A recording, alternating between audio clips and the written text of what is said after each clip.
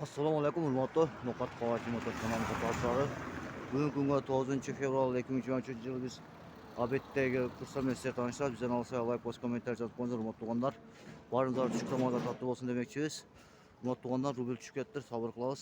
Hozir qancha ekan ma'lumot olib beramiz. Bizden alsa like, post, komentar yazıp qo'yinglar hurmatli tuğanlar. Ketdik. Hurmatli tuğanlar, biz hozir Finka Bank'a keldik. Finka Bank'ta 86,61 tiyin dollar, 93,30 euro, 1 so'm 18 rubl ekan hurmatli tuğanlar. Qanday rubl tushib ketdi hurmatli tuğanlar. Az boshqa bankqa qaraymiz, boshqa bankda qanday ekan ko'ramiz.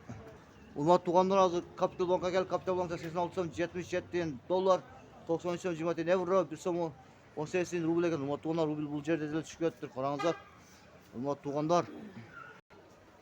Hurmatli tuğanlar, biz Kırgızistan Bank'ta turamiz. Kırgızistan Bank'ta 86 so'm 70 dollar, 93 so'm euro, 1 so'm 18 rubl ekan hurmatli tuğanlar. Bu yerda rubllar shunday ekan. Hurmatli tuğanlar, valyutalar qanday? Valyutalar shunday ekan. O'zgarish yo'q. Qarangizlar.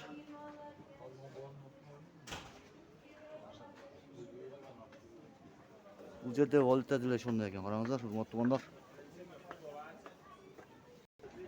Hurmatli tuğanlar, Ekoslam Bank'a keldik. Ekoslam Bank'ta dile shunday ekan. 86 so'm 61 tiyin dollar, 93 so'm 50 tiyin euro, 1 so'm 18 rubl ekan hurmatli tuğanlar. Qarangizlar.